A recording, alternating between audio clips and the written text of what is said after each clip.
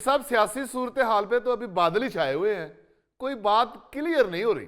गौरी साहब, आप क्यों इतने फिक्रमंद हो रहे हैं? आपका कौन सा स्पीकर के लिए नामजदगी हुई है? फरीद साहब, मैं भी एक तरह का इंसान हूँ, मेरी भी कोई मोहल्ले में सियासी साख है। मैं मोहल्ले में जाऊं तो किस मुंह से जाऊं? गौरी साहब, इसी मुंह से आप मोहल्ले में जाएं, क्योंकि आखिर लोग आपका चेहरा ही तो देखते हैं। मगर सर जी, कोई रोला रप्पा, कोई बात क्लियर तो हो ना। हाँ जी। जुल्फी साहब, आपको भी परेशानी है? आपका तो सियासत से मुझे दूर दूर तक कोई ताल्लुक नजर नहीं आता है। फरीद साहब, आखिर इसके भी मोहल्ले में सियासी साग रोटी है। ओ भाई, मैंने सियासी साख कहा था, साख। I mean reputation. गौरी साहब, आजकल जो सियासी साख है ना, वो वाकई में साग बन के रह गई है। अगर सारू साग में कोई मक्खन का तड़का लगाएं, कुछ तो बताएं। हाँ हाँ, लग रहे हैं तड़के। पीटीआई वाले मौलाना साहब से मिल रहे हैं, इससे बड़ा तड़का और क्या होगा? असल तड़का जो लग रहा है वो तो मेरा मुखबर लेके आया हो। वालेकुम सलाम, ठीक हो? जी जी। हालांकि मेरी बेवकूफी है, मैं गोगे से पूछूं ठीक हो? तो दूर से ही नजर आ रहा होता है ठीक है।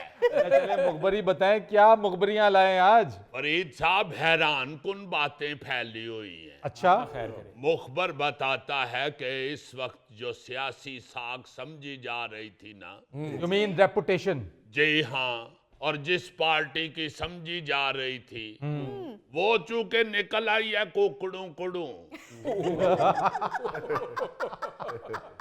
इसलिए मियां नवाज शरीफ साहब को जो वापस बुलाने वाले लोग हैं ना, वो बेशक डोमेस्टिक हों या सरकारी, सारे के सारे नाराज हुए हैं। और मियां नवाज शरीफ साहब भी उन सब लोगों से नाराज हुए हैं। अच्छा। कि मैनू बुलाया क्यों जे? वो कह रहे ने कि तुसी आए क्यों हो? और मुक्तदिर अदारे जो हैं वो रिजल्ट की वजह से मायूस भी हुए हैं। अब ये जो जीडीए नहीं इकट्ठी हो रही, जिन्होंने एक जलसा भी फुड़का दिया है, वो भी सारे इसलिए इकट्ठे हुए हैं, सारी पार्टियां, कि चूंकि इस वक्त मुक्तदिर अदारे भी अंडर प्रेशर हैं, इसलिए यही वक्त है अपनी बात और अपनी साख मनाने का। वाह रे वाह। यानी हर कोई गर्म लोहे को देखकर चोट लगाना चाह रहा है। जी हाँ, इसीलिए आपने देखा है कि सियासत के सबसे बड़े लोहार मौलाना फजलुर रहमान ने भी थोड़ा कट मारा है। उसके बाद आप सिंध की तरफ जाएं तो पीर साहब पगाड़ा शरीफ ने भी थोड़ा कट मारा है। उन्होंने भी कह दिया है कि बानी पीटीआई अगर करप्ट हैं तो फिर हम सब करप्ट हैं।